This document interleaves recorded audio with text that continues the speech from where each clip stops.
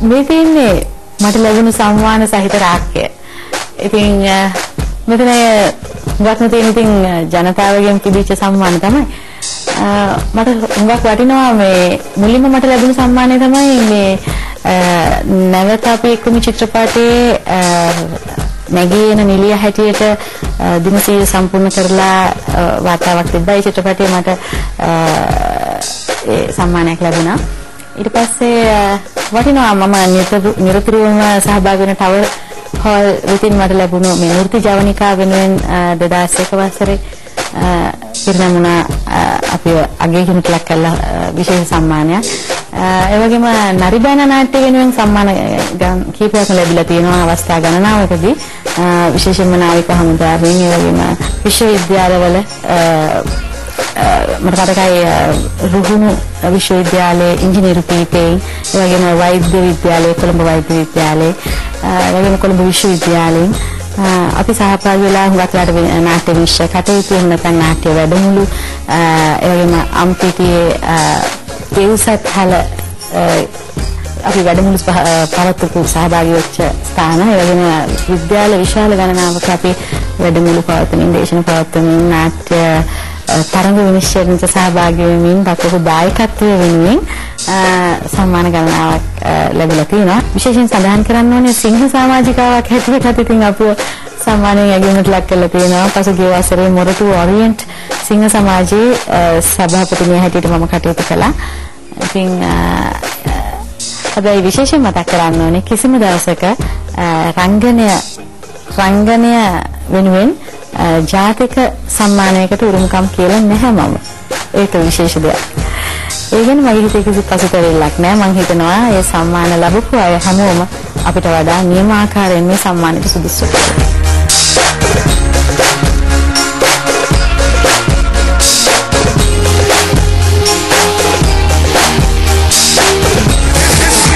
මේ තමයි දැන් මම පාවිච්චි කරන වාහනේ. මම මුලින්ම වාහනය පාවිච්චි කරේ උසස් පෙළෙන් සමත් වෙච්ච අලුතමයි.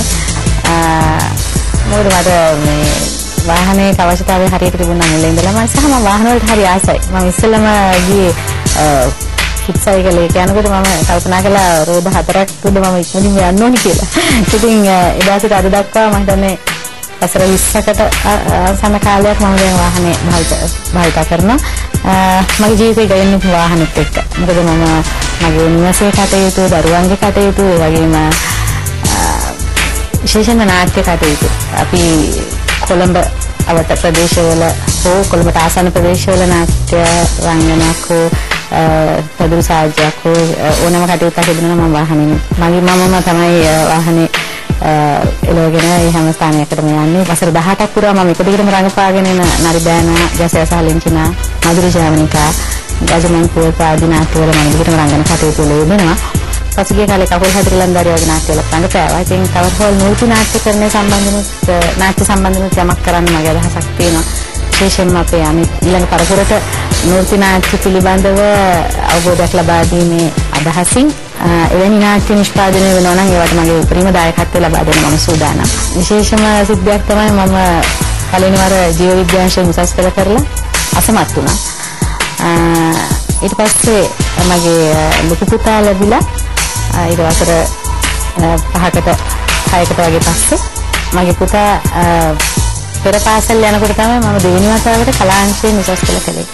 එහෙම කරලා තමයි කල්යාණ විශ්වවිද්‍යාලයේ ශාස්ත්‍රවේදී උපාධියක් ඊට පස්සේ ශ්‍රී ජවනික විශ්වවිද්‍යාලයේ ශාස්ත්‍රපති උපාධියක් සම්පූර්ණ කරගන්න මට පුළුවන් වුණා. ඉතින් මම හිතනවා මම ජීවිතේ හුඟක් බාහිර සම්පන්නව කටයුතු කළා. වතාවක් 1985 ශ්‍රී ලංකාවෙන්ම යෞවන සම්මාන වලදී මුළු ශ්‍රී ලංකාවෙන්ම අංක පළවෙනිය බවට මම පත් වුණා. මම හිතන්නේ අපි මේ ජීවත් වෙන කාලේ උත්තරීම ප්‍රයෝජනෙ ගන්න ඕනේ. මොකද අපේ මරණය කොයි වෙලාවද කියන්න බෑ.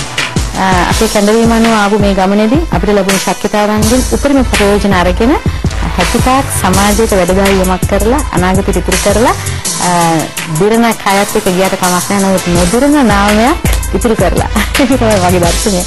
මගේ සැමියා කාංචන ගමගේගෙන් මට අපූර්ව සහයෝගයක් ලැබෙනවා. ඔව් නිරන්තරයෙන් මතක් කරන්න ඕනේ. මගෙන් යෝගෙච්ච අම්මා හැමදාම මට සහාය වුණා. ස්වර්ගයේ ඉඳගෙනත් අය මට ආශිර්වාද කරා කියලා මම විශ්වාස කරනවා.